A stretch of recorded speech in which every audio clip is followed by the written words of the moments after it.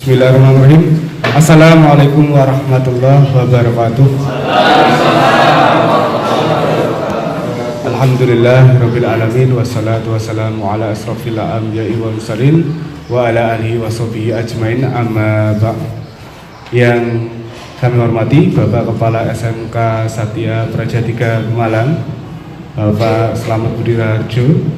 Kemudian yang kami hormati Wakarus Bidang Kurikulum Sarpras Humas Staf Kesiswaan. Yang kami hormati Bapak Ibu wali murid dari SMK, siswa SMK Satya Praja III Pemalang yang berkenan hadir di kegiatan pada siang hari ini. Kemudian Bapak Ibu guru hebat dari SMK Satya Praja III Pemalang yang kami muliakan dan kami banggakan. Pertama-tama mari kita panjatkan puja dan puji syukur atas kehadirat Allah Subhanahu wa taala yang telah melimpahkan segala nikmat, rahmat, hidayah serta inayahnya kepada kita semua sehingga pada siang hari ini kita dapat mengikuti kegiatan diseminasi aksi nyata paradigma pendidikan Ki Hajar Dewantara menumbuh kembangkan budaya positif di lingkungan sekolah yang pada khususnya di SMK Satya Praja III Pemalang. Salawat salam mari kita haturkan kepada Nabi Agung Muhammad Sallallahu Alaihi Wasallam yang selalu kita nantikan syafaatnya di yaumul kiamah kelak nanti. Adapun susunan acara pada kegiatan siang atau sore hari ini adalah yang pertama pembukaan, kemudian menyanyikan lagu Indonesia Raya, sambutan dari Bapak Kepala SMK Satya Praja III Pemalang, kemudian doa, paparan materi, tanya jawab serta penutup. Untuk acara yang pertama adalah pembukaan. Mari kita buka acara ini bersama-sama dengan membaca basmalah. Bismillahirrahmanirrahim. Acara kedua adalah menyanyikan lagu Indonesia Raya. Kepada seluruh hadirin dimohon untuk berdiri.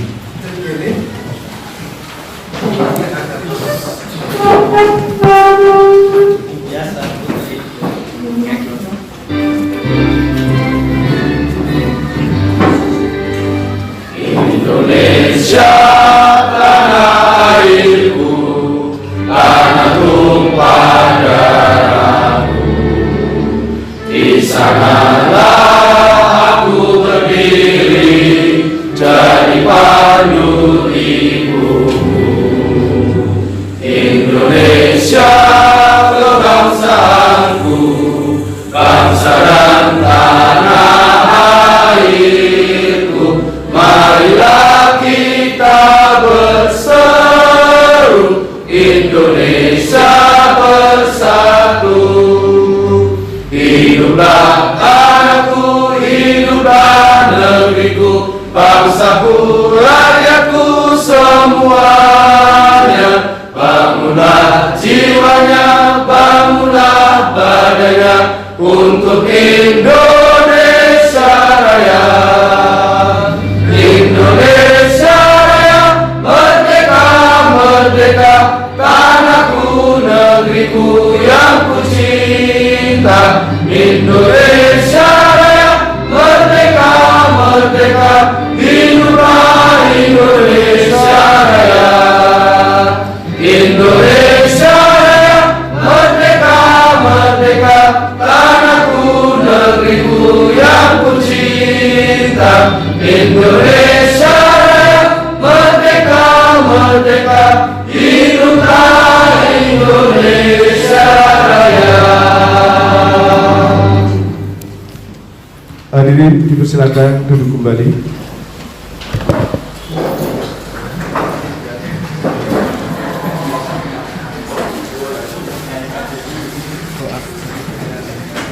Acara berikutnya adalah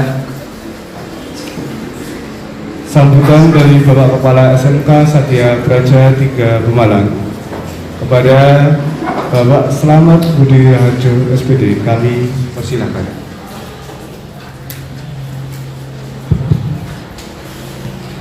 Assalamualaikum warahmatullahi wabarakatuh.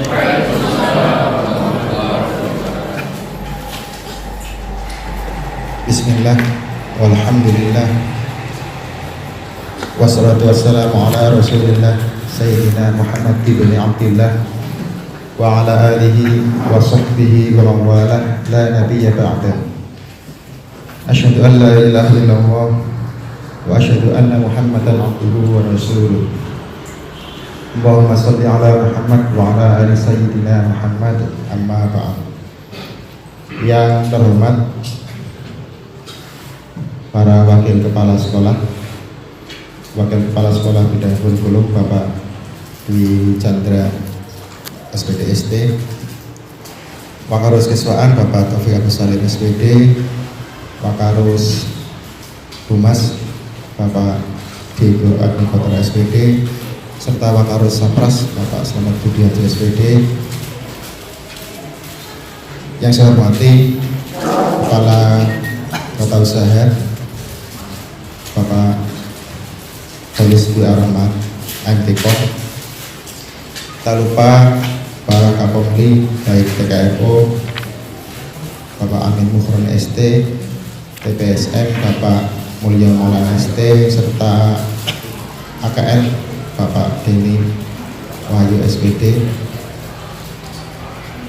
seluruh Dewan Guru, wabil khusus Bapak Hadi Aulia SPD yang hari ini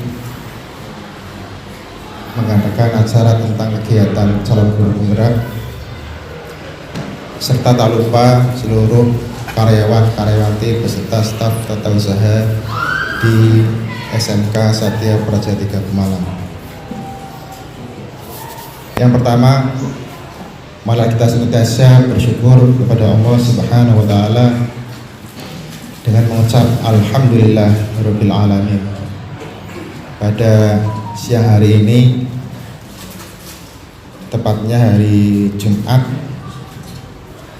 tanggal 20 Januari 2023, kita masih diberi nikmat sehat, nikmat sempat, sehingga bisa hadir di ruangan ini dalam rangka kegiatan diseminasi aksi nyata Waratma Pendidikan Ki Hajar Dewantara menumbuh kembangkan budaya positif di lingkungan sekolah SMK Satya Praja 3 Pemalang. Mudah-mudahan acara ini bisa berjalan dengan baik, karena hari Jumat adalah hari yang penuh barokah, sehingga mudah-mudahan kegiatan ini bisa membawa barokah untuk kita bersama. Amin Allahumma amin. Salawat serta salam mari kita haturkan kepada junjungan kita Nabi Muhammad SAW. Mudah-mudahan kita kelak mendapatkan syafaat di yaumul akhir nanti. Amin Allahumma amin. Bapak Ibu kami hormati, yang pertama kami mengucapkan terima kasih atas kehadirannya, bahwa hari ini merupakan hari yang tidak biasa atau luar biasa, karena hari ini kita akan mengadakan kegiatan seperti yang telah saya sampaikan tadi. Kami berharap Bapak Ibu hadir di sini dengan penuh semangat, penuh energi, bersama-sama untuk mengikuti kegiatan ini semata-mata untuk menjadi guru yang baik dengan cara meningkatkan kompetensi, sehingga apa yang kita ajarkan bisa berguna bagi peserta didik kita. Berikutnya kami sampaikan bahwa mungkin di dalam pikiran panjang semua terbesit istilah ganti menteri, ganti kurikulum, seperti itu mungkin. Untuk itu kami ingin menyampaikan bahwa kurikulum terbaik adalah kurikulum yang mengikuti perkembangan zaman, seperti itu. Jadi ketika zaman berubah, maka kurikulum juga harus berubah. Itulah yang terbaik. Zaman dulu tentu tidak bisa disamakan dengan zaman sekarang. Dulu mungkin kurikulum sangat sederhana karena iptek mungkin belum maksimal. Apalagi kemarin ketika pandemi, maka kurikulum juga berubah, ada istilah kurikulum darurat seperti itu. Sehingga Bapak Ibu ketika ada istilah itu ya kita memang seperti itu. Kalau kita mau berubah lebih baik ya berarti harus mengikuti perkembangan zaman. Sehingga kurikulum pun harus berubah. Sehingga jangan bosan, jangan merasa terbebani ketika ada kurikulum baru, ada maksud tujuan baru, dan kita harus belajar sesuatu yang baru tersebut. Karena kita sebagai guru adalah guru yang pembelajar, sehingga ketika ada ilmu yang baru harus kita menyesuaikan, harus kita ikuti dengan tujuan apa tadi, agar kita menjadi sosok guru yang sebenarnya, yaitu bermanfaat bagi peserta didik. Nah, sedikit kami sampaikan tentang kurikulum Merdeka ini, bahwa selama ini menurut kami bahwa kurikulum yang saat ini terbaik adalah kurikulum Merdeka. Karena apa? Kenapa baru sedikit saya belajar, ternyata ini memang sangat positif sekali. Salah satu kelebihannya adalah kurikulum ini fleksibel Bapak Ibu, kalau kita baca seperti itu. Saya pernah mendengar pidato beliau Bapak Menteri Kemdikbudristek bahwa setiap daerah mungkin kurikulumnya bisa berbeda, gitu ya, bisa berbeda-beda, tergantung apa itu kemampuan peserta didik seperti itu. Misalkan di Papua ya nggak mungkin lah kurikulumnya sama seperti kita di sini. Model pembelajaran di Papua ya nggak mungkin lah sama seperti ini. Di sana internet angel apalagi yang butuh daring. Ini salah satu fleksibilitas yang mungkin menurut kami bagus seperti itu. Sehingga siswa itu bisa berkembang tanpa adanya rasa beban, tanpa adanya standar khusus yang harus dipenuhi padahal jelas tidak mampu. Seperti itu. Itulah yang membuat saya menarik.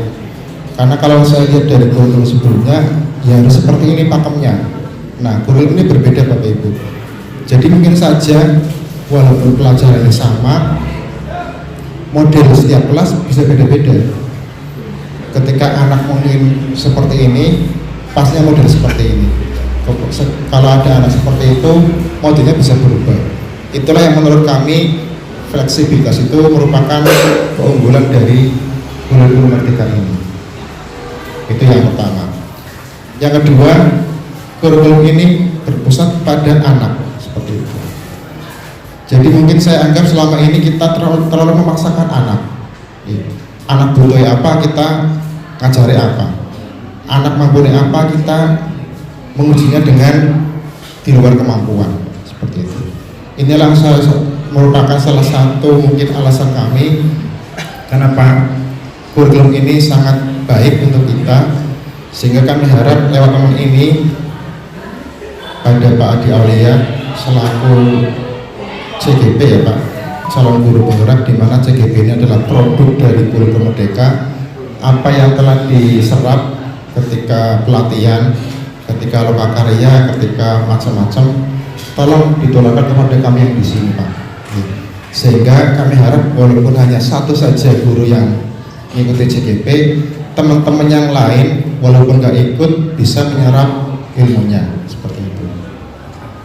Perlu kami sampaikan bahwa CGP ini sudah berjalan, malah kemarin ada rekrutmen angkatan ke-9 gitu. Berarti sudah ada 1, 2, 3, 4, 5, 6, 7, 8. Tapi kalau kita nggak dengar gitu, mungkin karena kita kurang mengakses SIPKB mungkin ya Pak. Seperti itu Bapak Ibu. Jadi lewat forum ini tolong Bapak Ibu akun Guru ID segera diaktifkan bagi yang belum, agar tidak ketinggalan informasi.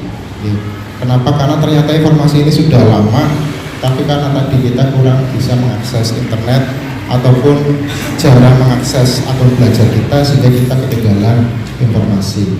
Yang pasti sekolah unggulan sudah menerapkan seperti itu.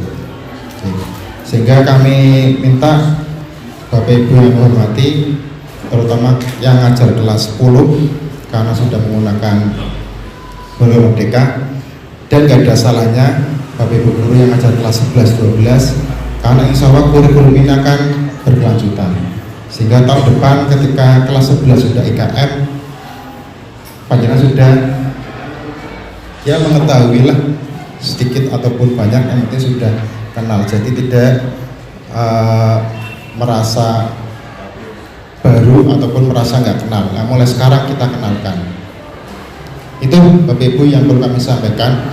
Kami juga di sini berusaha memberikan pelayanan terbaik buat anak, sehingga lewat CGP ini mudah-mudahan kepercayaan orang tua atas kepercayaannya mendidik anaknya atau menyekolahkan anak di sekolah kita merasa senang, merasa yakin bahwa kita bisa mendidik sesuai dengan apa yang distandarkan oleh pemerintah. Berikutnya juga perlu kami sampaikan bahwa ini adalah program pemerintah, dalam hal ini adalah Kemendikbudristek, sehingga ayo bareng-bareng kita sukseskan kegiatan ini agar apa yang direncanakan pemerintah, agar apa yang diharapkan pemerintah bisa tercapai, terutama program CGP ini.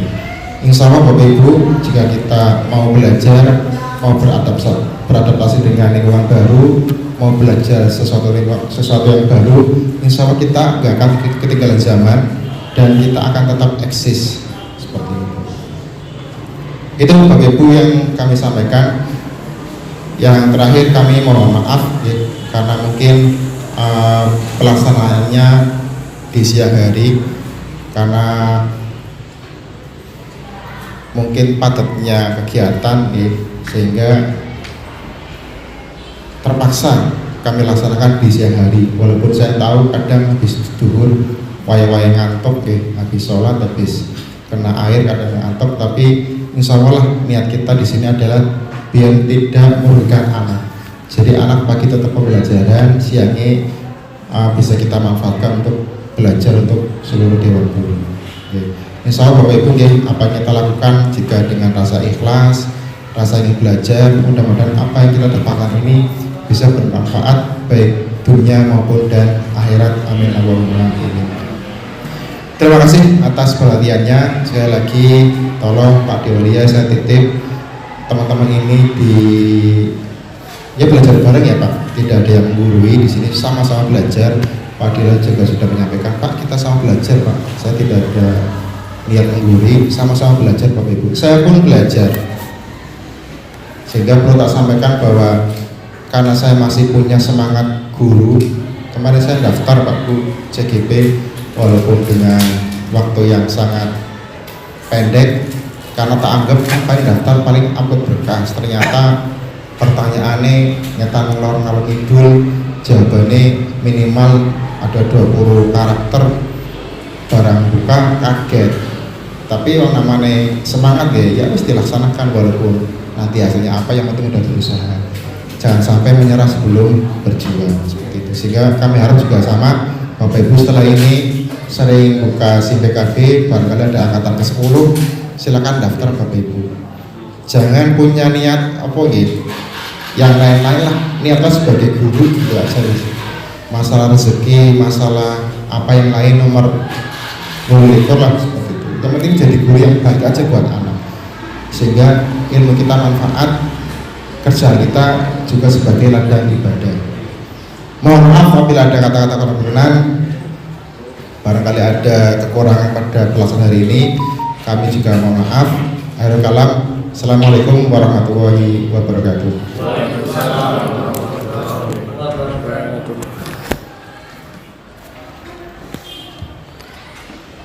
Baik, terima kasih atas sambutannya pada Bapak Kepala SMK Satya Praja 3 Pemalang. Untuk acara berikutnya adalah penyampaian materi, tapi sebelum dilaksanakan penyampaian materi, mari kita berdoa bersama-sama agar jalannya acara ini bisa berlangsung dengan baik dan materi yang akan disampaikan bisa kita pahami secara bersama-sama. Doa akan dipimpin oleh Bapak Ustadz Anton Habibi, kepadanya kami persilahkan. Monggo Pak Anton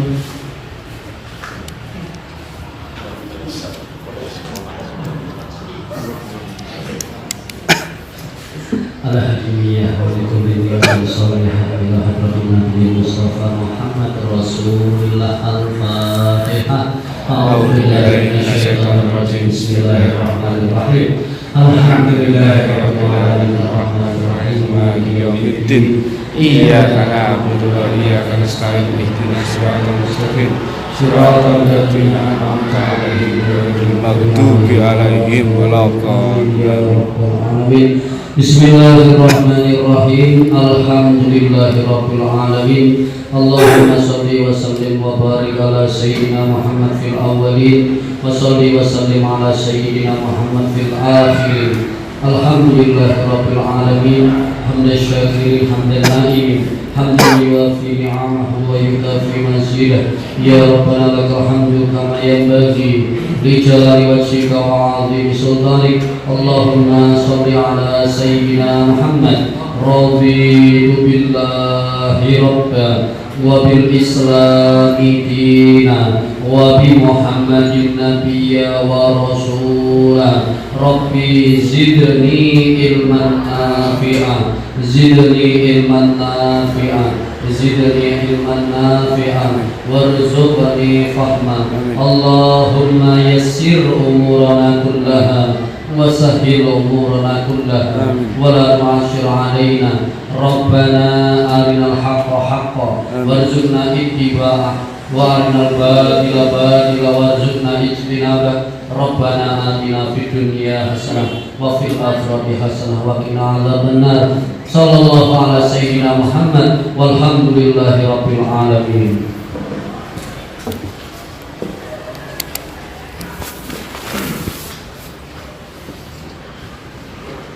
Selanjutnya adalah penyampaian materi yang akan disampaikan oleh Bapak Adi Aulia Rizky. Kepada Bapak Adi Aulia Rizky SPD kami persilahkan.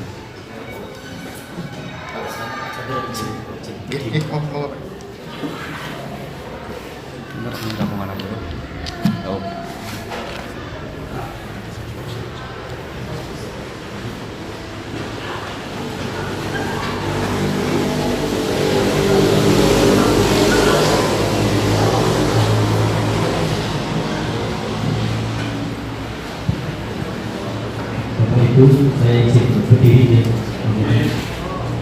Assalamualaikum warahmatullahi wabarakatuh.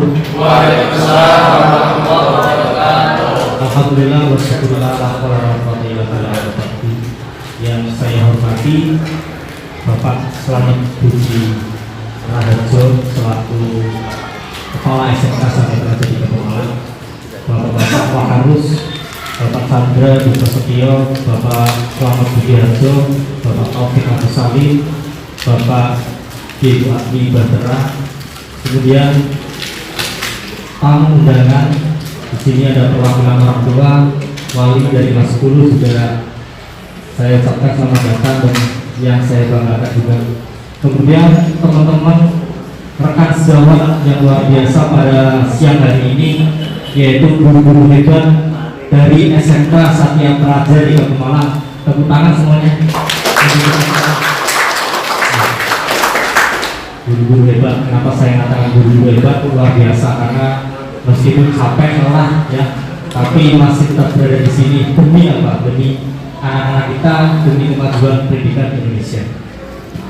Baiklah Bapak Ibu, marilah pertama-tama kita panjatkan puji syukur kehadirat Allah yang Maha Kuasa, sehingga pada kesempatan kali ini kita bisa berkumpul dalam kegiatan yang insya Allah diridhoi sama Allah, karena niatan dari kita di awal ada lillah ya, lillah itu semuanya untuk Allah ya. Kemudian agar ini juga bisa membuat anak-anak kita semakin lebih baik lagi, khususnya di lingkungan SMK Satya Praja Dika Pemalang. Salawat serta salam juga mari kita haturkan kepada junjungan Nabi Agung Nabi Muhammad Sallallahu Alaihi Wasallam. Semoga kita semua insya Allah akan dapat syafaat dari beliau.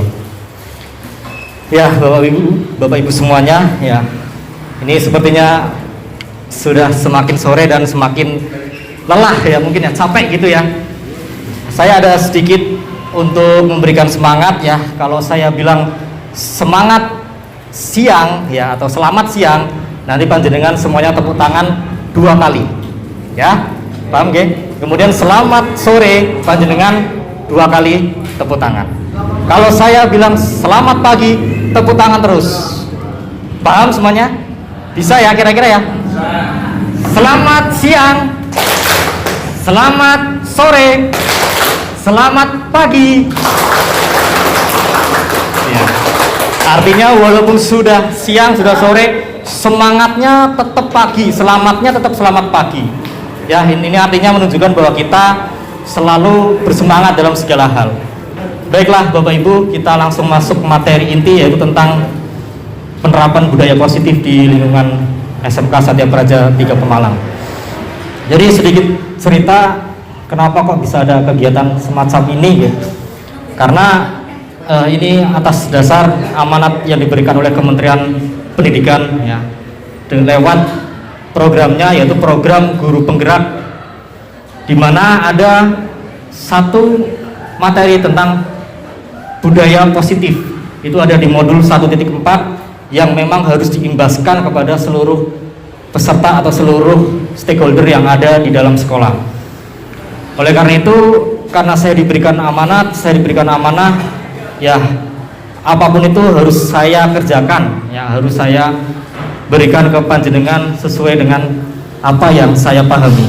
Kemudian yang paling penting lagi, mohon maaf sekali Bapak Ibu semuanya, ini saya bukan bermaksud untuk menggurui, apalagi sok-sokan pinter dewe dan lain sebagainya, bahasa-bahasa yang intinya ya saya nggak enak sekali sama panjenengan. Di sini itu semuanya gurunya hebat-hebat ya, jadi semuanya hebat-hebat ya. Saya di sini hanya dapat duluan materi tentang diseminasi ini, sehingga saya wajib untuk menyampaikan ke panjenengan. Mungkin itu yang bisa saya sampaikan di dalam pembukaan. Mudah-mudahan tidak ada istilahnya perasaan-perasaan yang mungkin mengganjal, mungkin tidak enak gitu. Artinya kita masih belajar seperti apa yang tadi disampaikan Bapak Kepala SMK Satya Praja 3. Kita semua masih belajar. Next ya.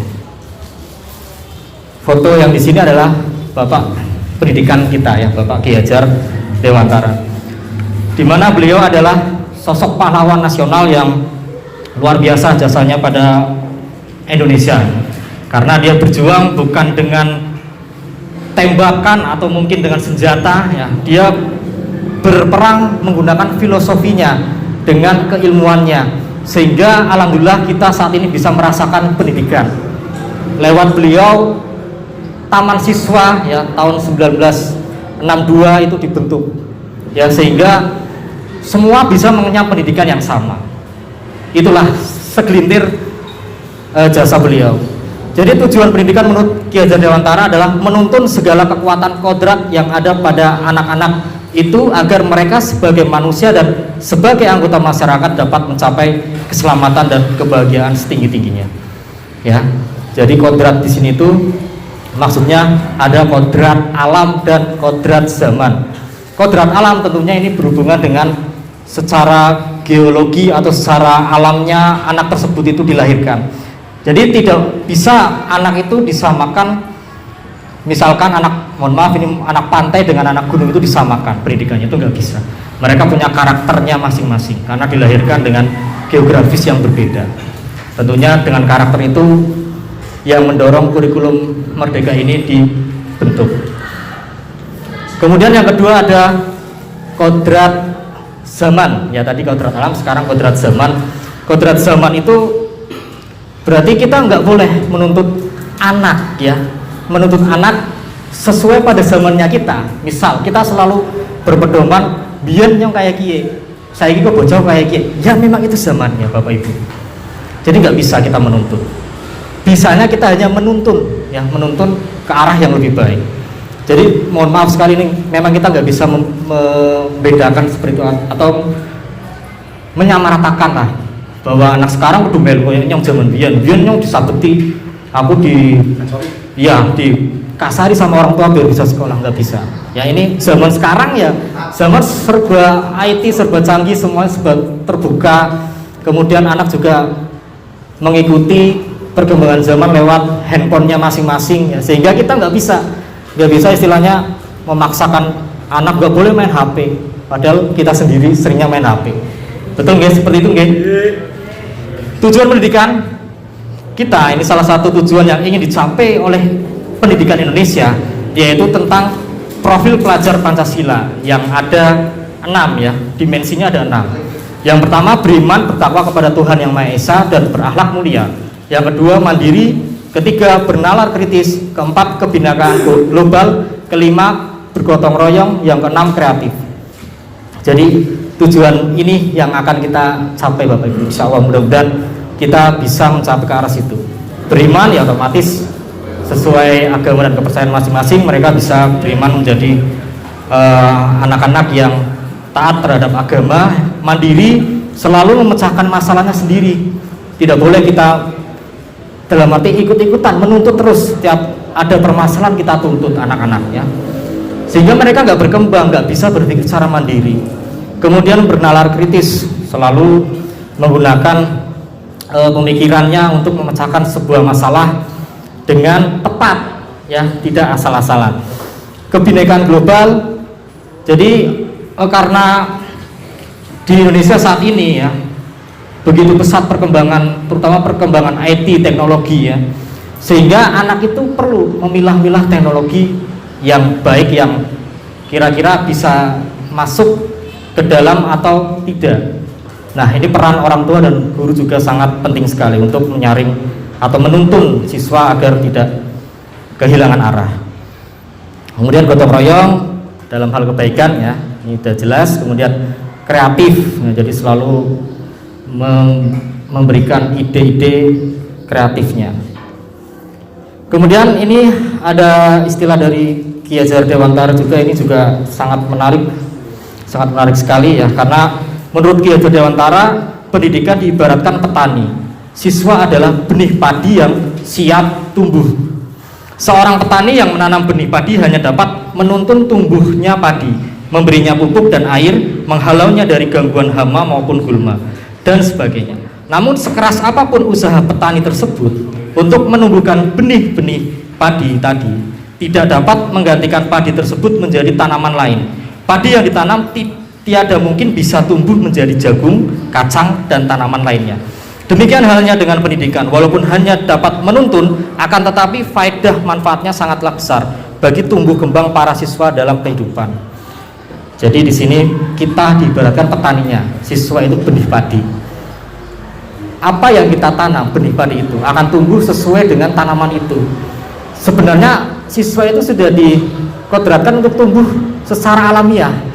Nah, kita sebagai petani pendidik itu tinggal ngasih air, pupuk, merawat kalau ada hama ya dihalau, tanahnya dibersihkan semacam, sehingga nanti mohon maaf ini benih yang tadinya tidak berkualitas, mohon maaf sekali ini tidak berkualitas, kalau kita cara perawatannya baik, otomatis tanaman itu akan tumbuh dengan baik. Betul atau tidak Bapak Ibu?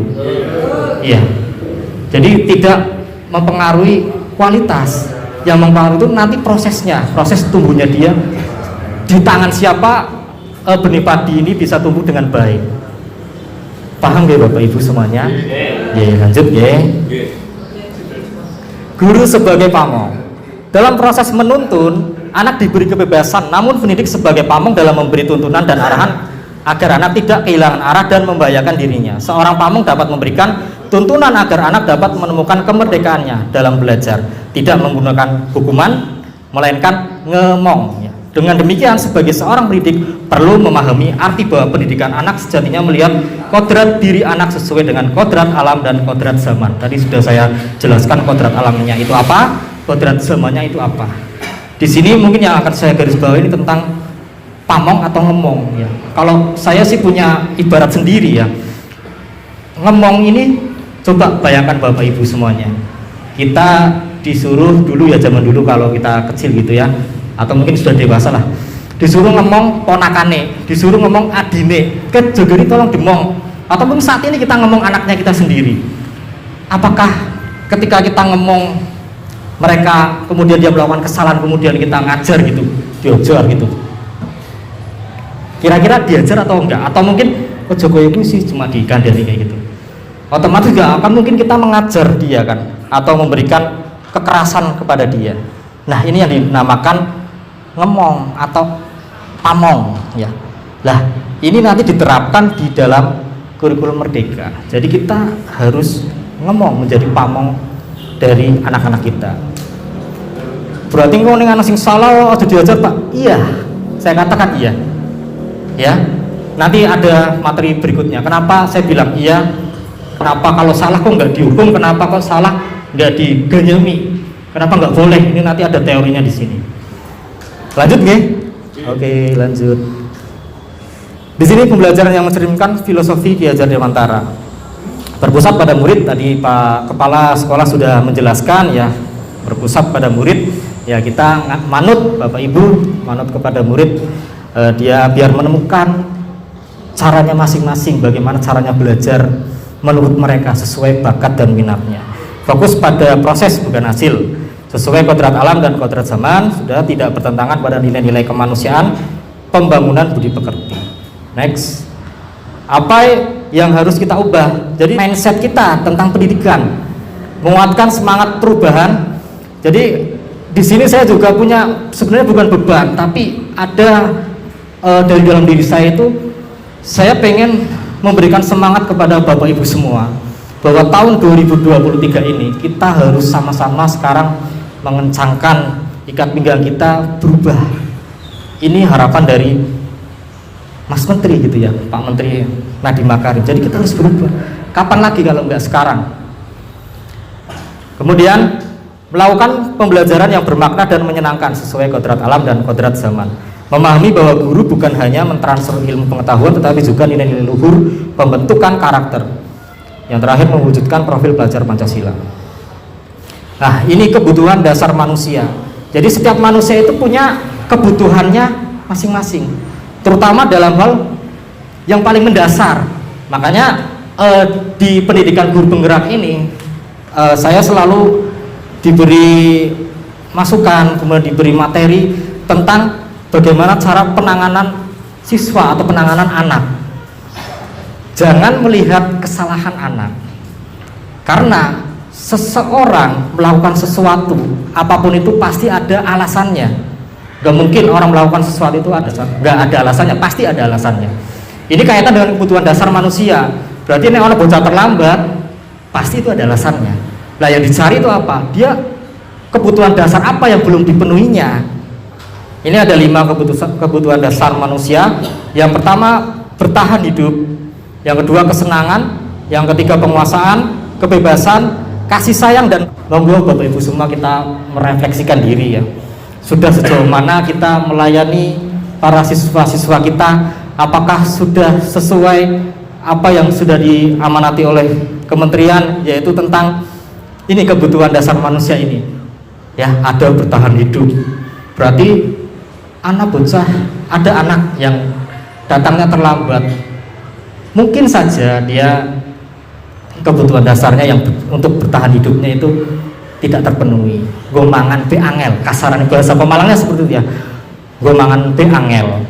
Ya, apa maning kon mangkat sekolah, didorong-dorong ke sekolah gitu. Terus ada anak yang mungkin di dalam kelas seenaknya sendiri gitu ya. Ada, itu namanya kebutuhan dasar manusia, kebebasan, karena dia membutuhkan kebutuhan dasar tentang kebebasan.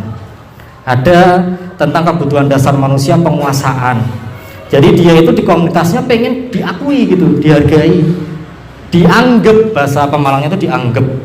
Ini penguasaan. Kemudian kasih sayang dan rasa terima kasih. Ini ciri-cirinya kalau di sekolah kita itu caper ya. Caper itu bisa dilihat, kalau saya ngamati kemarin ada juga yang kejadian caper itu. Contoh mungkin yang pakai make up terlalu tebel seperti itu tuh dia butuh kasih sayang dan rasa diterima ya, rasa diterima, bukan terima kasih tapi rasa diterima. Jadi dia butuh itu. Makanya Bapak Ibu wali kelas mungkin bisa lebih memahami tingkah laku anak-anak kita ya. Sebenarnya dia sedang membutuhkan kebutuhan dasar yang mana itu.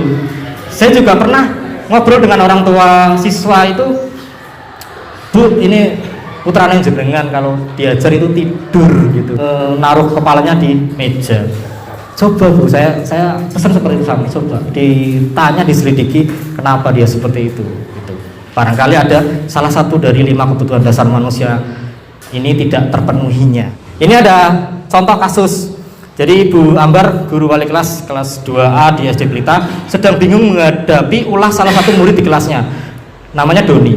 Beberapa anak di kelas 2A telah datang kepadanya dan mengeluhkan Doni yang seringkali meminta bekal makan siang mereka dengan paksa. Jika Anda menghadapi situasi seperti Ibu Ambar, apa yang akan Anda lakukan? Intinya Doni itu sering minta-minta makanan temannya. Menurut Anda, kira-kira apa alasan Doni melakukan hal itu? Nah, ini jawaban Doni. Ketika Doni menjawab, ini bisa saja dia ngomong, karena saya tidak dibekali ibu, saya lapar. Berarti dia satu kebutuhan dasar tentang bertahan hidup itu nggak terpenuhi di rumahnya atau mungkin di lingkungan keluarganya. Yang kedua, saya senang Bu, biar nanti dipanggil Bu Ambar, karena selama ini saya nggak pernah diperhatikan sama ibu gitu. Ini kebutuhan kasih sayang. Yang ketiga, saya mau teman-teman takut sama saya, mau ngasihkan yang mereka punya buat saya. Ini kebutuhan penguasaan, dia pengen terlihat tampil atau menonjol di antara teman-teman atau di antara komunitasnya. Kemudian pokoknya apa yang saya mau dan saya suka, saya akan paksa. Ini kebutuhan kebebasan, ya. Kemudian berikutnya, saya senang melihat ekspresi teman-temannya. Ini kebutuhan kesenangan. Sehingga kita dalam menganalisa permasalahan siswa yang mengacu pada kebutuhan dasar mereka, apakah kelima kebutuhan itu sudah terpenuhi ataukah belum? Kalau belum, mohon maaf, saya waktu mengikuti perkuliahan ini juga saya merasa bersalah di situ. Ternyata kok segitunya. Mungkin ini agak belak-belakan juga, ini contoh kasus nyata yang pernah saya alami, bahkan mungkin Bapak Ibu pernah melihat juga saya di kantor ya. Ini refleksi untuk diri saya sendiri. Saya di kantor itu pernah ada salah satu siswa dari kelas 10 ya. Intinya saya sedang pembinaan, dia tanda kutip nyolot gitu. Nah, saya nggak ambil pusing, saya langsung dengan kekerasan di situ. Ya, ini mohon maaf sekali. Ibaratnya bres bahasa sininya lah. Ternyata saya baru bisa mengendalikan emosi saya di situ ketika beberapa saat kemudian saya ajak ngobrol. Setelah saya emosi baru saya ajak ngobrol. Ternyata masalahnya apa Bapak Ibu? Di situ dia tidak punya ibu di rumah, dalam arti baru kehilangan ibunya ya. Artinya di sini berarti dia kebutuhan kasih sayangnya itu tidak terpenuhi di rumahnya. Tidak punya ibu, kemudian mohon maaf ini ya, bapaknya nikah lagi dan ditinggal sendirian di rumah. Mungkin Bu dia nanti bisa cross check nanti ya, anaknya ya. Jadi seperti itu. Artinya di situ saya merasa menyesal dan sangat ironis sekali lah. Di saat dia harusnya di sini itu mendapatkan kasih sayang itu, malah justru enggak, di sini malah diperlakukan semacam itu. Ya, di rumah sudah seperti itu, di sini seperti ini, tambah 2 kali lipat, pusingnya 2 kali lipat. Nah, itu ya Bapak Ibu, saya lanjutkan. Kebutuhan apa yang ingin dipenuhi ya, tadi ya. Coba, ibu guru bilang, aku tidak boleh bersenandung sewaktu mengerjakan tugas. Katanya kelas harus tenang, tidak ada suara. Kok nggak seru jadinya? Ini kira-kira kebutuhan apa coba Bapak Ibu?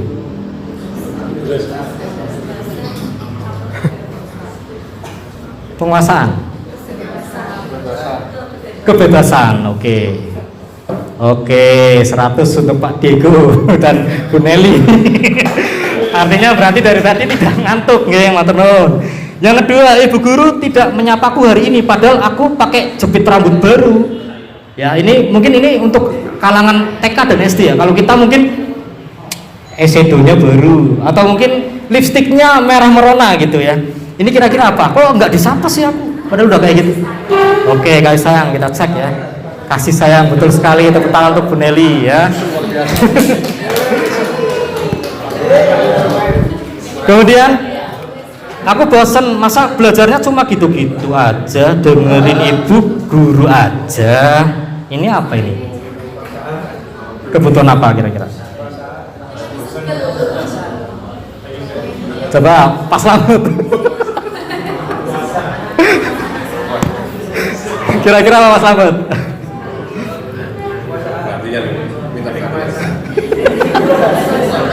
Yang menguasai Medan ini Pak, selamat.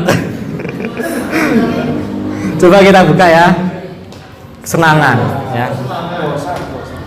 Gitu ya. Lanjut. Aku sebel gambarku tidak rapi, malah ibu guru nunjukin ke teman-temanku di depan kelas. Kalau ini kan untuk kalangan SD TK ya. Kalau kita mungkin kayak gini mengerjakan tugas salah gitu, terus kita malah sini, ge garapane kancamu ki lho gitu. Guru ini malah kayak gue. Padahal ada kebutuhan dasar yang dia enggak terpenuhi. Ini apa kira-kira?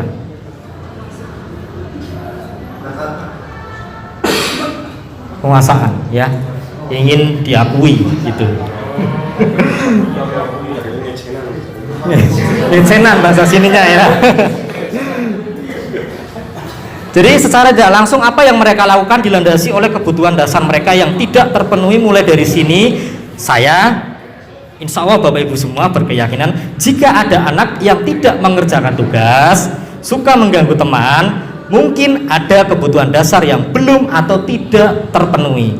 Tugas kita kembali lagi seperti di awal tadi, sebagai guru menuntun agar laku murid tidak melakukan hal yang tidak baik. Arti kata menuntun itu kan artinya mengarahkan gitu. Kita nggak usah sepaneng sibuk-sibuk ngotot gitu ataupun apa. Artinya kalau mungkin kebutuhan itu tidak terpenuhi di sini, ya kita mending ikuti aja, nuntun aja dia biar dia berjalan sesuai dengan bakat dan minatnya. Ngeten nggih Bapak Ibu, lanjut. Kesimpulan, yes, rampung gitu ya. Kesimpulan, belum. Ini baru pembukaan, baru apa ya, pemanasan gitu Bapak Ibu. Pemanasan tak selamat, ngapunten. Sebagai pendidik, Anda diibaratkan sebagai seorang petani yang memiliki peranan penting untuk menjadikan tanamannya tumbuh subur. Anda akan memastikan bahwa tempat tumbuhnya tanaman adalah tanah yang cocok untuk ditanami. Dari uraian tersebut kita dapat memahami bahwa sekolah diibaratkan sebagai tanah tempat bercocok tanam. Sehingga guru harus mengusahakan sekolah jadi lingkungan yang menyenangkan, menjaga dan melindungi murid dari hal-hal yang tidak baik. Dengan demikian karakter murid tumbuh dengan baik. Pertanyaannya, bagaimana lingkungan sekolah kita saat ini? Monggo nanti kita refleksi bareng-bareng. Apakah sudah? Kalau sudah, alhamdulillah dilanjutkan. Kalau belum, yuk kita bareng-bareng berusaha agar sekolah kita semakin baik. Eten nggih? Ini sesi awal, geng, matur nuwun. Ya, terima kasih. Ini sesi awal tentang pendapat-pendapat atau filosofi dari Ki Hajar Dewantara ya. Beliau adalah Bapak Pendidikan. Ya, biar semangat lagi. Semangat siang. Semangat sore. Semangat pagi. Luar biasa. Alah kayaknya burung semangat ke Pak Roni kayaknya ya Pak Roni ya. Mohon maaf, saya nyuwun tolong minta tolong untuk Bapak Ibu semuanya berdiri dulu, berdiri. Kita coba, saya sebenarnya pengen ngetes konsentrasi Bapak Ibu semuanya di sini. Artinya luar biasa, niatnya, semangatnya luar biasa. Tapi biar nggak ngantuk gitu, saya juga sedikit ngantuk dari tadi sebenarnya. Ini Bapak Ibu, silakan ikuti instruksi saya ya. Jadi ada tangan panjenengan ya, dua tangan panjenengan, nanti saya arahkan instruksi saya ya. Tak taruh dulu ini mikrofonnya. Jadi kalau saya ngomong tangan ke atas, nanti ikut semua gitu ya. Terus ke samping, ke depan, terus ke bawah. Iya, yuk kayak gini nyerong, berarti nyerong. Gitu ya, ikuti, cluenya adalah ikuti instruksi saya. Paham nggih? Oke, siap semuanya? Tangan ke atas. Depan apa atas ini?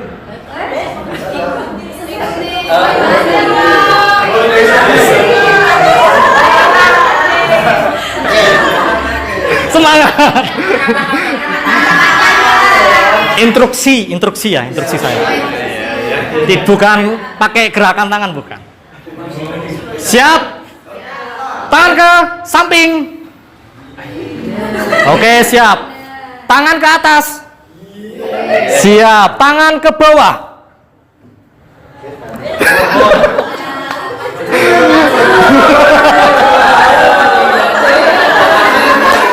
Tepuk tangan untuk panjenengan semuanya.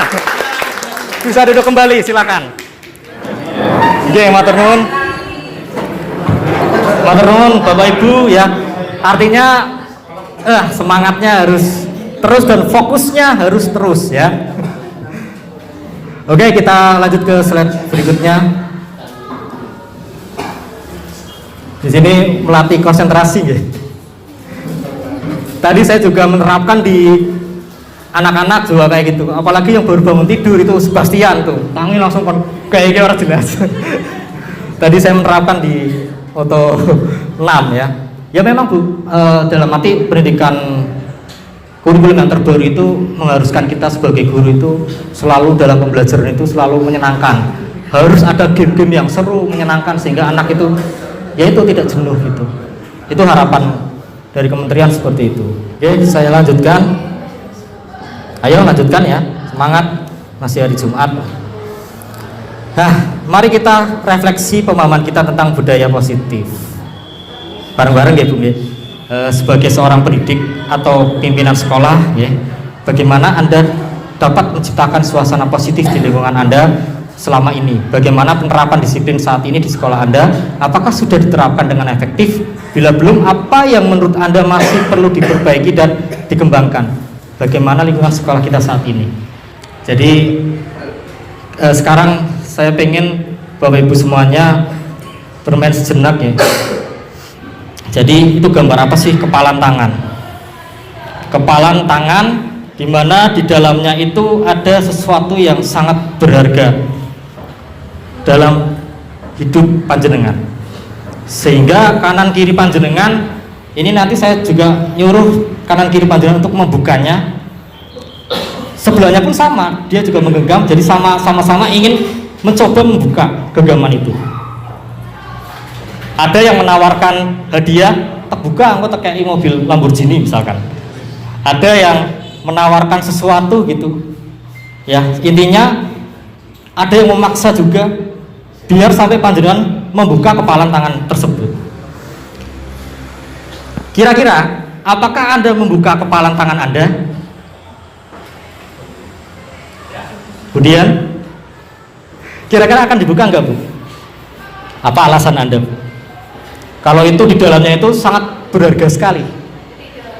Tidak, alasannya?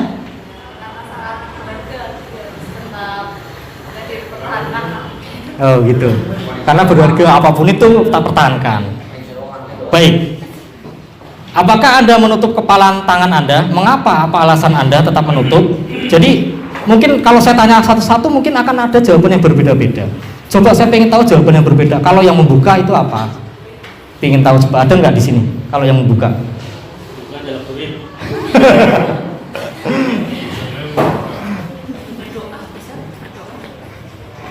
Ya, itu di dalamnya ada sesuatu yang berharga. Tapi kamu disuruh dibakar sama orang, buka le. Intinya ada dicukup sesuatu yang berharga itu. Apakah Anda mau?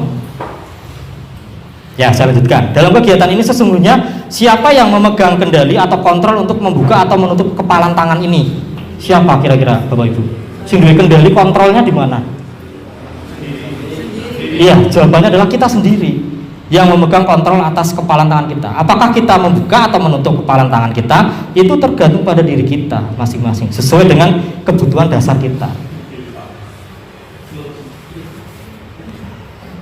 Nah, karena tadi ya kontrol tadi itu adalah dari diri kita. Ini ada dari Dr. William Glasser ini memberikan miskonsepsi tentang makna kontrol.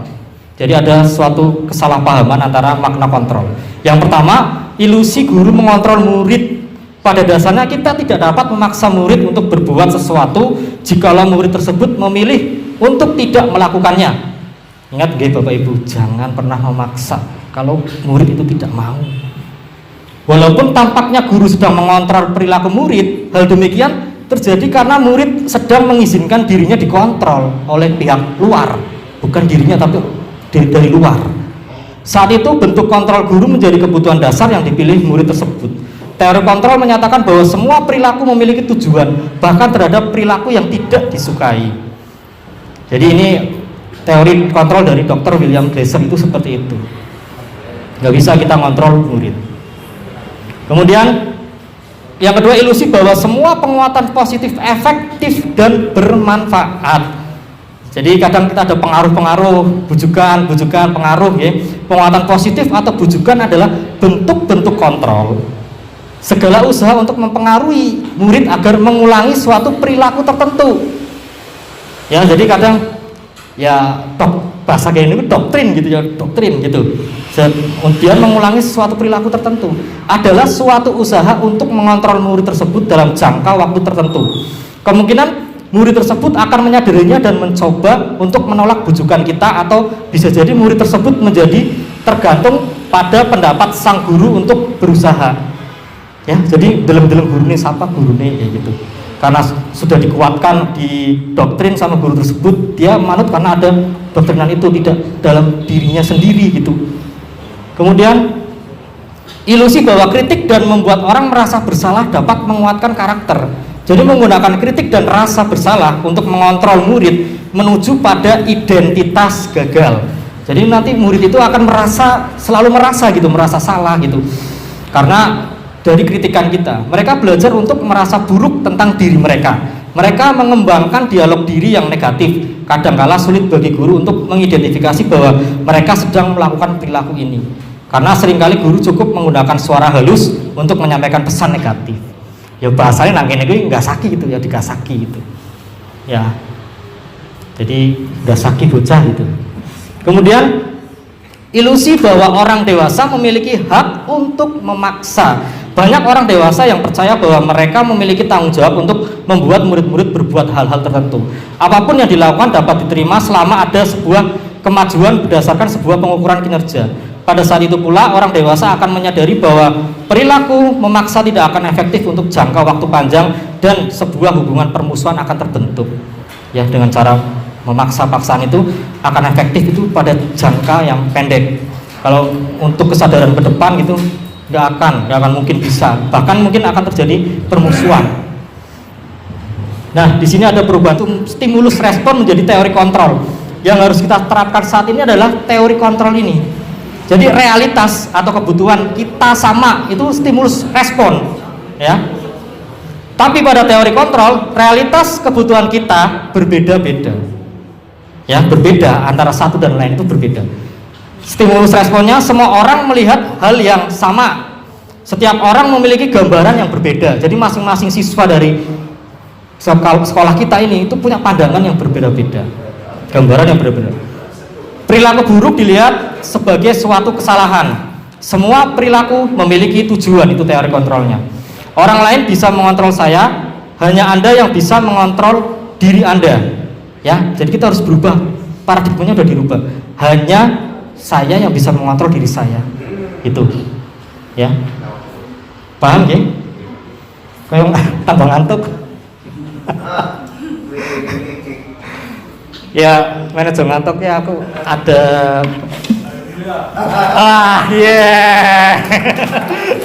ada sedikit apalah inilah ya, buat rame-ramean ya, buat seru-seruan biar nggak ngantuk gitu kan. Tadi tak lihat sudah semakin ngantuk gitu. Ini bukan dibuka emas Pak, barangkali dibuka jadi emas gitu. Gini ya, caranya gampang. Saya tapi minta kerjasamanya berdiri dulu, mohon maaf ini berdiri lagi. Nggih ngapunten sanget.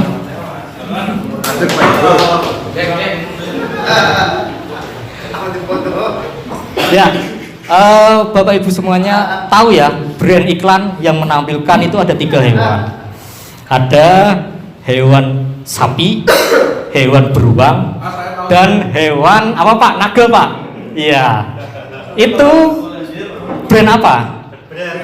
Oke, nah ini saya mau mengambil filosofinya beer brand, filosofi beer brand. Cara mainnya gimana? Perhatikan instruksi saya. Jadi nanti kalau saya menyebutkan hewan itu, jenengan tinggal niru aja, ditirukan gitu. Ya, paham nggih? Paham nggih? Oke, siap? Siap nggih? Saya contohkan. Sapi, beruang. Nanti panjenengan sapi, beruang gitu. Dan seterusnya. Paham nggih? Siap nggih? Oke? Sapi, beruang. Beruang sapi sapi. Naga naga beruang. Berapa jumlah naga? 6. Teng dong, salah.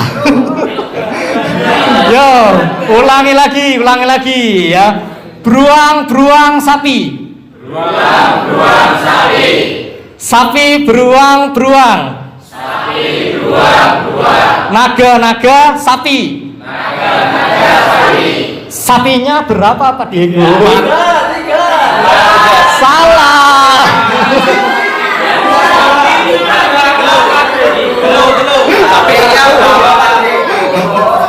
Ulangi. Ikuti instruksi saya, tirukan apa yang saya ucapkan.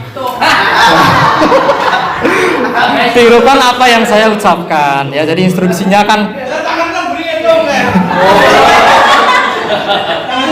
tirukan apa yang saya ucapkan. Yo, beruang sapi. Sapi beruang naga. Naga sapi.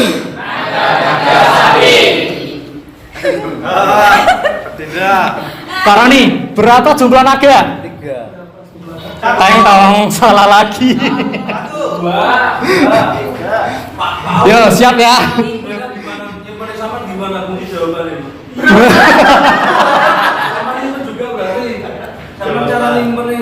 Tak hitung Pak. Ikuti instruksi saya. Apa yang saya sampaikan silakan diikuti. Sekali lagi. Sapi beruang. Beruang sapi beruang. Beruang naga. Berapa jumlah beruang? Berapa jumlah beruang? Berapa jumlah naga? Berapa jumlah naga? Berapa jumlah sapi? Berapa jumlah sapi?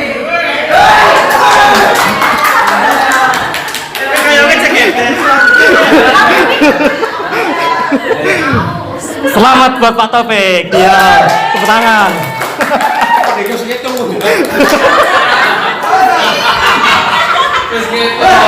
Mama ibu bisa duduk.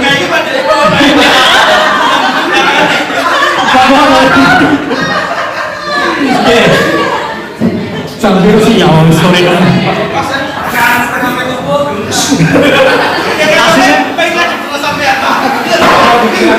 Sudah mau Pak. Selamat.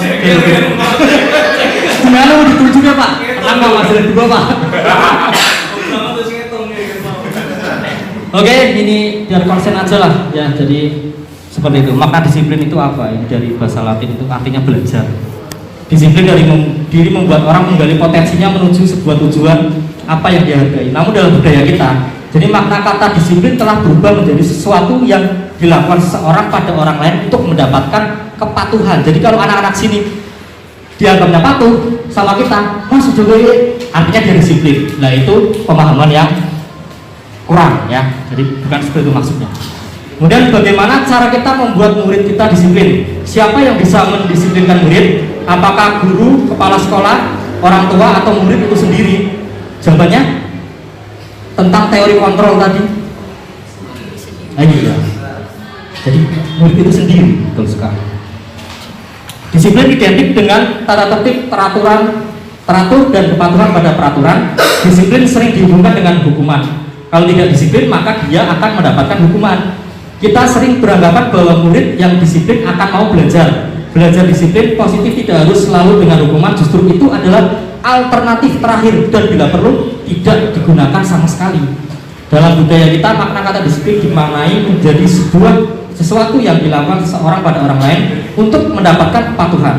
Kita cenderung menghubungkan kata disiplin dengan ketidaknyamanan, yang sebenarnya disiplin itu harus dilakukan dengan motivasi intrinsik. Pernah tidak kita melakukan sesuatu itu untuk mendapatkan senyuman orang, untuk mendapatkan hadiah, untuk mendapatkan uang? Ini maksud dari adanya motivasi intrinsik dan motivasi ekstrinsik.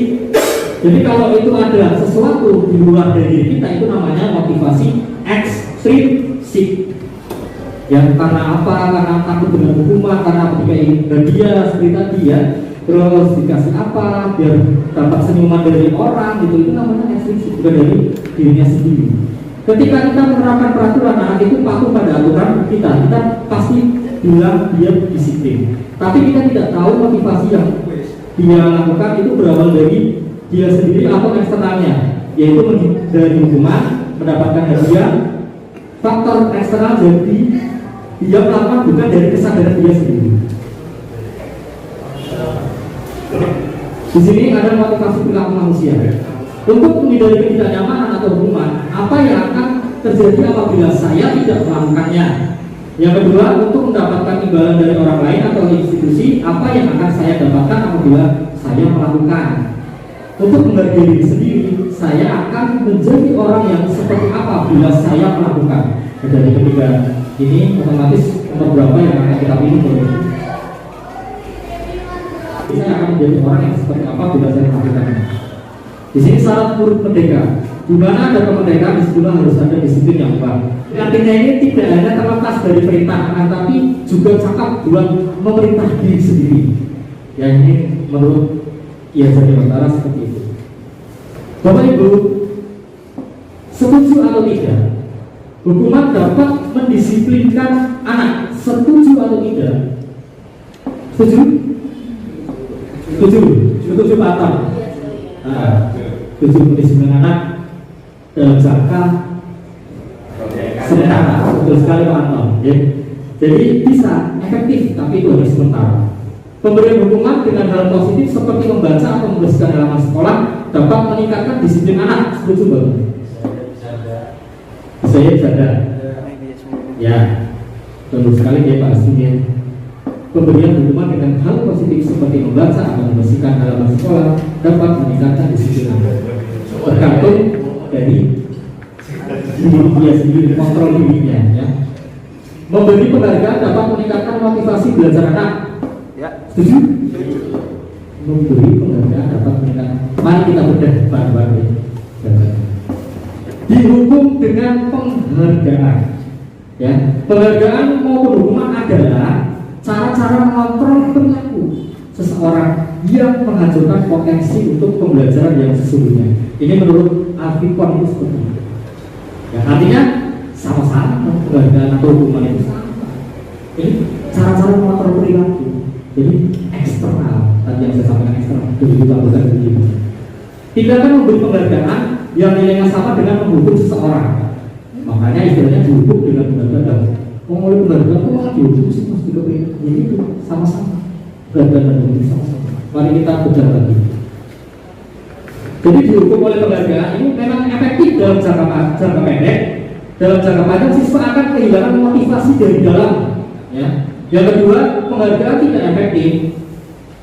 Yang dapat akan senang dan tidak dapat akan berkecil hati. Ya, jadi hal ini yang mungkin perlu kami tegaskan. Yang penghargaan yang tidak efektif. Baik, kalau tidak efektif itu dapatnya nanti yang dapat akan senang, yang tidak dapat akan berkecil hati. Ya, tapi bahkan itu terjadi mungkin pada guru. Ya. Artinya mungkin ada suatu nominasi gitu, guru terfavorit, guru hebat gitu ya, guru keren dan sebagainya, oleh piala gitu, sama-sama dari sudut budaya misalkan yang dapat, saya misalnya dapat piala gitu. Terus teman sejawabnya harus berusaha ya gitu, saya sudah berusaha maksimal tapi kok ini masih boleh ya. Artinya kalau ini nggak pas, porsinya nggak pas, ini akan membuat kecil hati. Insya Allah seperti itu. Jadi apalagi ini dilakukan di dalam kelas dan siswa yang dilakukan seperti itu. Yang ketiga, penghargaan merusak hubungan. Jika seorang guru sering memberikan penghargaan kepada murid-muridnya, besar kemungkinan murid-muridnya termotivasi hanya untuk menyenangkan gurunya. Mereka tidak akan bersikap jujur kepada guru tersebut. Ini fakta seperti itu. Kemudian penghargaan menurunkan kualitas. Yang mendapat penghargaan akan semakin cepat. Yang tidak mendapat akan berhenti, tidak berkembang. Memang itu. Jadi sing oleh penghargaan dia terus dia mendapat penghargaan itu. Sing orang ya dia rata-rata berhenti, tidak berkembang. Yang kelima, penghargaan mematikan kreativitas dalam tugas memecahkan masalah. Para guru memakan waktu lebih lama dan memberikan jalan keluar kurang kreatif saat mereka dijadikan suatu penghargaan. Jadi kreativitasnya mati. Kemudian penghargaan itu menghukum, misalnya dalam sistem ranking, mereka yang mendapatkan ranking kedua dan seterusnya akan merasa paling dihukum. Monggo nanti saya bisa berkolaborasi dengan Pak Chandra bagaimana cara penerapan tentang teori ini dihukum oleh penghargaan yang paling efektif itu seperti apa? Itu seperti apa ya? Sehingga tidak ada siswa-siswa yang mungkin merasa tersakiti atau mungkin dia mentalnya jadi lemah gitu akibat adanya penghargaan. Karena di sini itu ada teori tentang dihukum oleh penghargaan. Dikasih penghargaan kok malah sebenarnya itu bentuk hukuman ya. Kemudian penghargaan menghilangkan motivasi dari dalam diri. Jika kita memberikan penghargaan kepada seseorang anak pada saat dia sedang merasa bangga dengan pencapaiannya sendiri, maka kita akan mengambil kegembiraan yang saat itu sedang dirasakan secara alamiah. Maksudnya gimana? Ya. Jadi padahal aku bukan bermaksud main oleh penghargaan kok ya. Tapi karena memang ada program seperti itu, saya seolah-olah mengejar penghargaan itu, padahal saya berusaha di luar itu karena kemauan saya sendiri gitu. Artinya kita merenggut kebahagiaannya dia pada saat dia mendapatkan tadi ya sebuah prestasi gitu. Nah, ini nilai-nilai kebajikan universal. Salah satunya profil pelajar Pancasila tadi sudah saya sampaikan di awal. Mengapa harus keyakinan kelas, tidak peraturan kelas? Jadi Bapak Ibu semuanya, kita rubah mindset kita ya. Jadi nanti di kurikulum Merdeka ini khususnya ya, ini tidak ada lagi yang namanya peraturan-peraturan kelas, aturan-aturan sekolah ya. Ini nanti kita ubah menjadi sebuah keyakinan kelas. Kok bisa sih Pak, perbedaannya apa itu? Ya. Contohnya, mengapa kita memiliki peraturan tentang penggunaan helm pada saat mengendarai kendaraan roda 2 atau motor? Mengapa kita memiliki peraturan tentang penggunaan masker dan mencuci tangan setiap saat? Kemungkinan jawaban Anda adalah untuk kesehatan atau keselamatan. Betul nggak? Seperti itu. Kemudian nilai-nilai keselamatan atau kesehatan inilah yang kita sebut sebagai suatu keyakinan. Untuk mendukung motivasi diri siswa, nilai-nilai keyakinan-keyakinan lebih menggerakkan siswa dibandingkan mengikuti serangkaian peraturan-peraturan. Ya, misalkan jangan merokok gitu. Ini medeni, diikuti kok medeni gitu. Ya, bisa dirubah, mungkin dirubah menghargai teman, menghargai guru gitu. Bersikap sopan. Jadi peraturan-peraturan itu yang terkesannya istilahnya kok medeni ya, bahasa singkatnya kayak gitu, dirubah menjadi sebuah keyakinan kelas. Ini ada contoh lagi, selalu mengembalikan buku pada tempatnya. Kalau ditempel di tembok itu kan mungkin kurang terlalu panjang dan anak kurang bisa memahami gitu dan tidak bisa mempraktekkannya gitu. Kalau nilai kebajikannya ya ini tanggung jawab ya, jadi dirubah. Sebenarnya sama, hanya istilahnya saja dirubah, diringkes biar lebih efektif dan lebih bisa mengena. Contoh, dilarang menggunakan narkoba.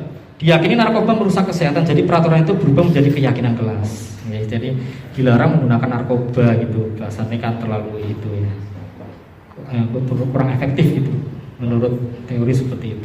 Kemudian kesimpulannya, peraturan mengandung konsekuensi hukuman murid menurut hanya pada waktu tertentu atau jangka pendek. Keyakinan kelas yang sudah dibuat dan disepakati bersama-sama, murid tidak lagi terpaksa dan terancam dalam berbuat kebajikan yang sesuai nilai-nilai karakter. Sehingga melalui keyakinan kelas terciptalah budaya positif di kelas dan sekolah. Dengan budaya positif yang telah melekat pada diri masing-masing murid, maka akan terbentuk karakter murid yang sesuai dengan profil pelajar Pancasila dengan 6 ciri utamanya, yaitu yang sudah saya sebutkan tadi. Nah, Bapak Ibu yang hormati, ini ada tugas juga dari program ini, yaitu mari kita bareng-bareng untuk bisa merubah paradigma. Kita semua harus bergerak ya, sehingga pendidikan di sekolah kita semakin lebih baik lagi. Jadi kita nanti akan membuat sebuah keyakinan kelas. Alhamdulillah kemarin saya sudah uji coba di 5 kelas 10, foto 2, 3, 4, 5, 6, 7 sudah saya uji cobakan dan sudah berjalan selama 2 minggu. Alhamdulillah, kalau evaluasi dari saya sih ada sedikit perubahan atau keefektifan murid dalam memahami apa itu keyakinan kelas atau nilai kebajikan. Jadi berbeda dengan mungkin aturan-aturan sekolah yang misalkan rambu baru seperti ini, seperti itu. Tapi kalau murid itu sendiri membuat peraturan sendiri dengan disepakati bersama-sama dan membentuk sebuah nilai keyakinan kelas, itu anak itu akan cenderung sebenarnya aku harus tanggung jawab atas apa yang saya buat ini. Nah, berarti di sini sekolahan tidak ada unsur memaksa. Ini yang akan kita lakukan seperti itu.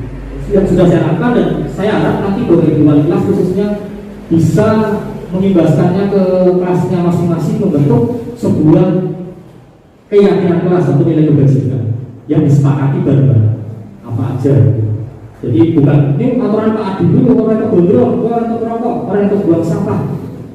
Itu anak merasa terpaksa, dipaksa, semua dipaksa aturan ini. Nah coba kita serahkan aja karena sesuai kurikulum merdeka kan menyerahkan semuanya kepada anak. Dia menyerahkan segala keputusan ya silakan buat sendiri gitu. Bagus, buatannya bagus mereka. Nanti bisa dicek, tapi waktu 2, 3, 4, 5, 6 sudah saya tempel di penentuan visi sebuah institusi sekolah. Kita terlebih dahulu perlu menentukan nilai kebajikan yang terpenting bagi institusi tersebut agar dapat mencapai tujuan mulia yang dicita-citakan. Sempurnakan beberapa daftar nilai kebajikan yang utama.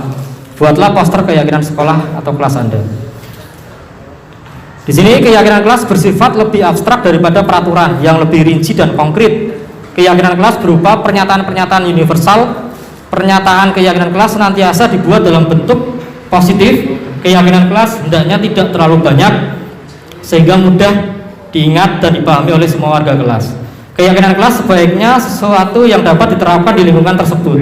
Semua warga kelas hendaknya ikut berkontribusi dalam pembuatan keyakinan kelas lewat kegiatan curah pendapat. Bersedia meninjau kembali keyakinan kelas dari waktu ke waktu. Nah, jadi ini diskusi perumusan keyakinan kelas. Jadi yang sudah saya terapkan, semua siswa ikut berkontribusi. Kalau saya boleh sedikit mencontohkan, jadi nanti Bapak Ibu wali kelas bisa masuk ke kelasnya masing-masing, kemudian menjelaskan apa itu keyakinan kelas. Ya. Jadi nanti kalian harus mencurahkan pendapat kalian sendiri tentang aturan yang akan kita berlakukan di dalam kelas ini, gitu. Biar menciptakan budaya-budaya yang positif. Contohnya apa Pak? Biasanya tanya seperti itu. Contohnya apa? Ya coba apa yang sering kalian lakukan di dalam kelas? Hal negatif apa? Ya Pak, membuang sampah. Nah itu tulis dilarang membuang sampah sembarangan. Apalagi misalkan, Pak, kancan aku senangnya maling pulpen gitu. Kemarin saya seperti itu di beberapa kelas, maling pulpen, ya udah tulis. Kalau meminjam barang, ya tolong dikembalikan. Banyak sekali pendapat-pendapat yang anak-anak itu berikan kepada saya waktu itu, ditempel di papan tulis. Ya, jadi pakai kertas boleh, kertas tempel seperti ini ya nggak masalah. Gitu. Tulis nama, pendapatnya bagaimana, tempel. Kemudian setelah pendapat itu atau curah pendapat dari siswa-siswa itu digabungkan, buatlah sebuah nilai keyakinan kelas atau nilai-nilai kebajikan universal. Jadi yang sifatnya itu umum, universal. Nilai-nilai kebajikan. Saya contohkan, dilarang berangkat kesiangan atau harus berangkat tepat waktu, gitu. Nilai kebajikannya apa kira-kira, Bapak Ibu? Agar makannya tepat, berarti nilai kebajikannya apa? Betul sekali Bu Nelly ya, Bu Nelly masih fokus. Disiplin ya. Jadi nilai kebajikannya disiplin. Ya bukan berangkat tepat waktu tidak, tapi disiplin. Itu ya. Kemudian pelaksanaan keyakinan kelas ya, menumbuhkan budaya positif di lingkungan sekolah. 1 minggu ini sudah saya evaluasi, beberapa anak ada yang sudah merasa seperti itu. Jadi dia malu. Saya contohkan 10 atau 7. Silakan nanti Pak Imam bisa dicek. Jadi ada waktu itu salah satu anak yang terlambat karena kesepakatan kelasnya itu ngomong dilarang terlambat maksimal itu 20 menit. Dia terlambat 20 menit lebih waktu itu. dengan sendirinya Bapak Ibu diam di depan gitu, lah silakan masuk Mas, saya seperti itu, silakan masuk Pak, kan sudah kesepakatan kelas kemarin gitu ya, enggak apa silakan sini masuk, kenapa terlambat gitu. Saya coba gali permasalahannya apa gitu, kemarin kesepakatannya kan nggak boleh masuk Pak gitu ya, walaupun itu sebenarnya celah untuk anak ya, lumayan orang melu pelajaran gitu, tapi saya yakin dalam dirinya ada motivasi Bapak Ibu, percaya itu pasti ada motivasi, ada rasa, duh aku kudu memperbaiki diri, teman-teman aku kabeh wis taat kabeh karo keyakinan kelas gitu, paham nggih? Lanjut. Jadi pelaksanaan keyakinan kelas ini harus terus dipantau dan dievaluasi secara berkala dan konsisten oleh guru kelas. Jadi terus ditanyakan bagaimana kelanjutannya, evaluasi apakah efektif atau tidak. Karena pengimbasan ini bukan berarti saya ngomong hari ini besok semua terlaksana dan budaya positif itu bisa terwujud, tidak bisa seperti itu Bapak Ibu semuanya. Jadi ini adalah bekal kita di masa yang akan datang, bekal. Karena pembiasaan kan perlu dilakukan setiap hari, terus menerus dan setiap hari dilakukan, sehingga terwujudlah budaya positif di lingkungan sekolah kita. Karena kalau saya melihat ini budaya negatif itu yang terus ada di dalam kelas gitu loh. Kenapa kok nggak yang dimunculkan kok budaya-budaya positif, malah budaya negatif yang ditonjolkan mereka gitu di dalam kelas. Kayak tadi membuang sampah gitu. Kenapa nggak membuang sampah pada tempatnya yang ditonjolkan? Nah, makanya ini adalah program jangka panjang ya, pelan-pelan. Insya Allah nanti sekolah kita bisa lebih baik lagi. Jika keyakinan kelas ini diterapkan di semua kelas, karakter siswa akan terbentuk sendiri menjadi sebuah budaya disiplin positif. Sebenarnya ini juga berlaku untuk Bapak Ibu guru, karyawan semuanya juga nih. Artinya budaya positif ini kan seluruh warga. Jadi kita tidak menekankan pada siswa saja, tapi ini kepada kita juga sebagai seorang guru. Karena mengasuh pada 5 kebutuhan dasar juga mungkin bisa diartikan seperti itu. Kita kalau ada Bapak di sekolah kadang apakah ada 5 kebutuhan dasar yang belum kita penuhi? Misalkan teka-teka padi duduk jengkel duduk, berarti kayak ngomong kayak anak sesuatu kayak ya, mungkin kebutuhan dasarnya salah satunya belum terpenuhi atau apa. Karena ini berlaku manusia bukan siswa. Jadi silakan kita refleksi bareng-bareng. Kita harus profesional ya dalam mengajar. Kemudian bagaimana jika ada pelanggaran yang sering terjadi kan dalam menjalankan peraturan atau keyakinan kelas sekolah, bila mana ada suatu pelanggaran, tindakan terhadap suatu pelanggaran pada umumnya berbentuk hukuman atau konsekuensi. Hukuman ini adalah tindakan yang didapat seseorang karena melanggar aturan. Hukuman yang diberikan kepada seseorang biasanya tidak ada hubungannya dengan perilaku yang dilakukan orang tersebut. Contoh, ini mohon maaf ini sama mungkin Pak Iqbal ya yang guru olahraga, ini bukan berarti gimana ini lari mengelilingi lapangan basket 2 kali karena terlambat dari di sekolah. Kalau Pak Iqbal itu kan olahraga lari gitu, ini tidak masalah ya Pak, berarti itu nggak relevan dengan apa yang dia kerjakan. Kalau itu terjadi tidak disiplinnya pada pelajarannya Pak Iqbal, itu relevan dalam artian Pak Iqbal lagi ngajar basket, anak sing telat, anak sing orang bawa pakaian coba lari 2 kali keliling lapangan, itu relevan, pas, itu sesuai karena beliau mengampu mata pelajaran olahraga, apalagi posisi sedang berolahraga, artinya itu relevan, nggak masalah. Tapi seandainya saya misalkan guru seni budaya tugas apa gitu, kemudian siswa ada yang nggak mengerjakan, push up, sit up, keliling lapangan, peng 100, push up peng 200, itu nggak relevan sekali. Jadi bukan itu yang diharapkan, harus relevan. Contohnya seperti apa Pak? Ya yang gue makan kelinci gitu. Sanksi atau konsekuensi merupakan akibat dari suatu perbuatan yang melanggar hukum. Sanksi atau konsekuensi berkaitan dengan perbuatan yang dilakukan dan tindakan yang diberikan masih berhubungan dengan kesalahan yang diperbuat. Contoh ya, ini konsekuensi nih. Bedanya tadi hukuman dengan konsekuensi gitu. Menggantikan kertas tugas teman yang telah dicoret-coret. Jadi temannya dicoret-coret sama temennya gitu ya, si A dicoret-coret bukunya sama si B, kemudian ketahuan gitu, terus kita tahu gimana sih kamu kayak ini di Baido lah ya, diberi arahan, ya konsekuensinya apa ya diganti kertas itu masih relevan, itu masih masuk, masih nyambung ya, bisa. Ini yang dinamakan konsekuensi. Jadi perbuatan apa, konsekuensinya ya harus seimbang dengan apa yang dia lakukan, relevan gitu. Tebak jawaban ya, hukuman atau sanksi atau konsekuensi. Yang pertama, ada yang bisa membacakan mungkin? Pak Umam. Silakan Pak Umam. Nanti sekalian dijawab.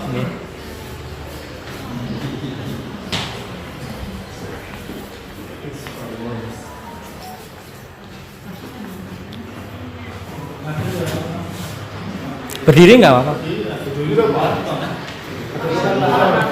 Iya, sorry. Yang Nomor 1 Pak. mencatat 100 kali di dalam buku kalimat, saya tidak akan terlambat lagi karena terlambat ke sekolah. Ya, itu masuk ke dalam hukuman, konsekuensi atau apa menurut Pak Umam? Ada yang bisa membantu mungkin? Ada yang hukuman, ada yang konsekuensi. Monggo nggih kita cek bareng-bareng. Konsekuensi ya. Nggih.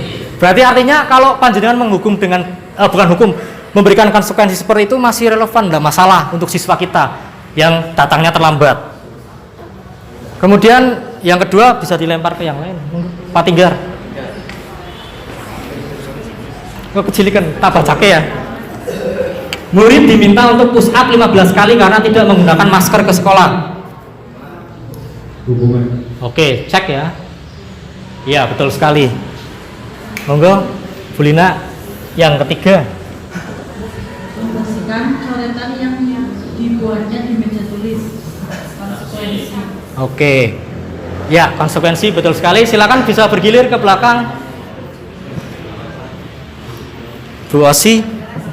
Berjemur di lapangan basket pukul 12 siang karena mengobrol dengan teman. Iya, itu ikutnya? Ikutnya hukuman. Iya. Coba dicek. Oke, betul. Bisa lanjut? Bu Nelly, silakan. Coba Bu Nelly dibacakan. Berdiri di depan kelas sambil mengangkat kaki satu karena tidak mengerjakan tugas yang diberikan guru. Ya. Hukuman. Betul sekali. Lanjut, Pak Rahmat. Terlambat hadir di pembelajaran dari 15 menit dan diminta tinggal 15 menit sesudah kelas usai bersembah ketertinggalan pembelajaran. Sanksi. Coba ya. Oke. Selanjutnya, monggo Pak.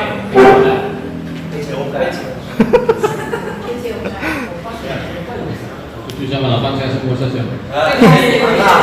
Tapi yang salah. Lari. Mengelilingi lapangan basket 2 kali karena terlambat 18 menit untuk pelajaran 10 menit.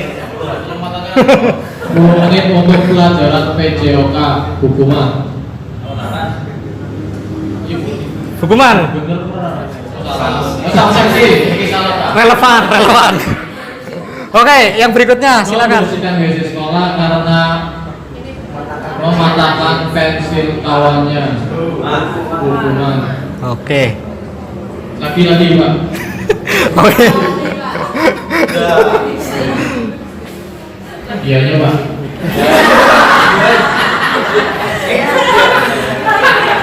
Nanti dulu.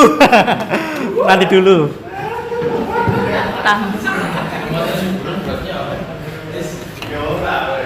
Ya, saya lanjutkan. Mari kita ubah hukuman dengan program restitusi. Ya, karena tadi sudah kita belajar bareng-bareng, tadi sudah mengungkapkan masing-masing bahwa hukuman itu harus kita hilangkan di dalam sistem pembelajaran di sekolah kita, ya. Karena itu alternatif terakhir, bahkan harus dihilangkan menurut teori seperti itu. Makanya kita rubah dengan namanya program restitusi. Restitusi adalah proses menciptakan kondisi bagi murid untuk memperbaiki kesalahan mereka, sehingga mereka bisa kembali pada kelompok mereka dengan karakter yang lebih kuat. Dalam hal ini kenapa saya juga mengundang di sini perwakilan orang tua kelas 10 ya. Kenapa ya? Ini perlu dilakukan kepada orang tua wali yang di rumah juga melakukan seperti ini, sehingga anak juga bisa lebih baik lagi.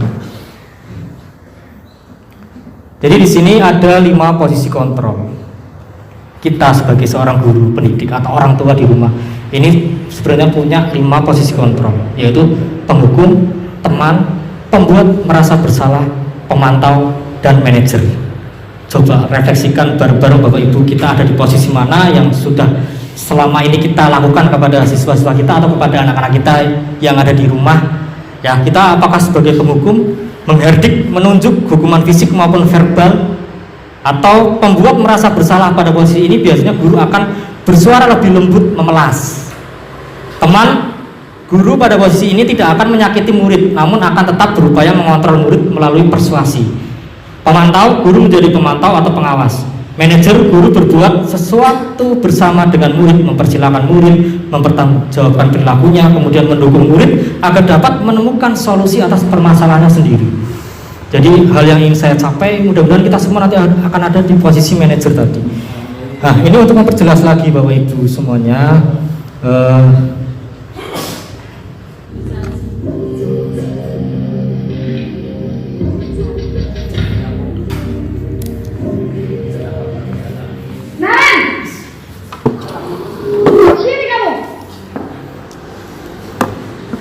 Selamat pagi, Bu. Selalu terlambat. Kamu deh pasti terlambat. Maaf, Bu. Apa coba? Perasaan kamu apa lagi? Kamu tidak terlambat? Malas sekali ya kamu jadi anak. Saya Dasar pemalas. Gak kapok-kapok sih kamu. Sudah berapa kali terlambat? Sana. Kamu keliling lapangan basket 2 kali.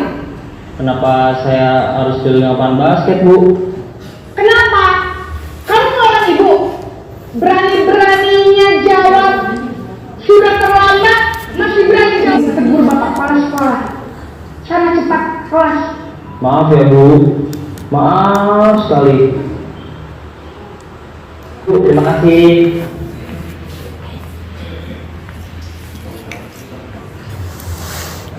Baik, tadi video tentang Naren, ya betul.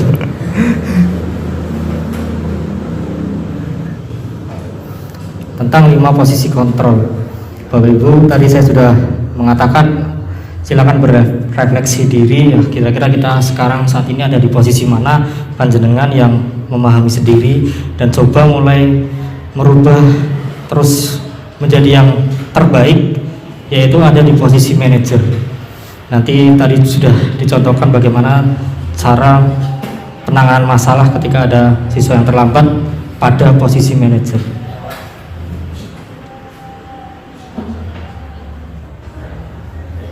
Yang sesuai dengan langkah segitiga restitusi. Terakhir ya, terakhir Bapak Ibu, ini kaitan dengan langkah segitiga restitusi ya. Tadi seperti yang panjenengan lihat tadi di posisi terakhir, yaitu posisi kontrol manajer. Nah, saya kebetulan sudah mensimulasikannya. Ini jadi segitiga restitusi. Yang pertama itu menstabilkan identitas keyakinan. Ini nanti saya coba berikan, saya percepat. Kasus pertama ya, Mas Aldo datang terlambat ke sekolah karena begadang semalaman untuk menonton TV.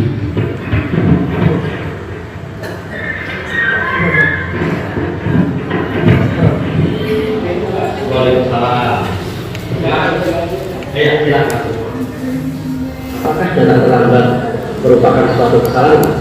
Iya Pak, datang terlambat adalah sebuah kesalahan. Bapak juga pernah melakukan kesalahan itu. Mari kita selesaikan bersama-sama. Iya Pak.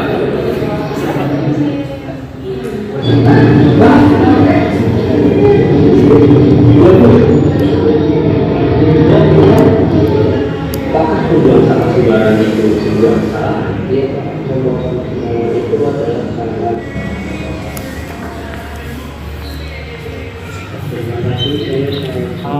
Segitiga restitusi.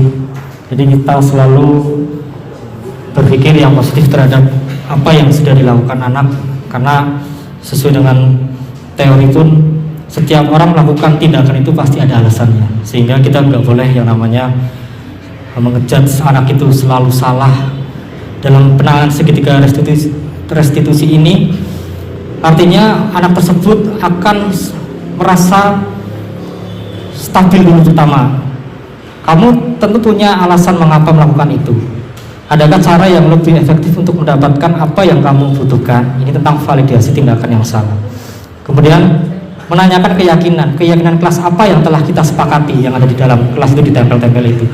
Kamu ingin menjadi orang yang seperti apa? Jadi dia akan mengungkapkan permasalahannya dan ke depan dia ingin menjadi seperti apa. Ini ada terakhir ya, nasihat bijak dari Dr. Andes Muhammad Hatta. Indonesia tidak akan besar karena obor di Jakarta, tapi akan bercahaya karena lilin di desa. Itu saja yang bisa saya sampaikan. Terima kasih atas waktunya. Mohon maaf sebelumnya. Saya akhiri. Assalamualaikum warahmatullahi wabarakatuh. Terima kasih atas materi yang telah disampaikan oleh Pak Afif. Semoga bermanfaat untuk kita semua. Kita sudah sampai di penghujung acara. Mari kita tutup bersama-sama dengan berkat Tuhan.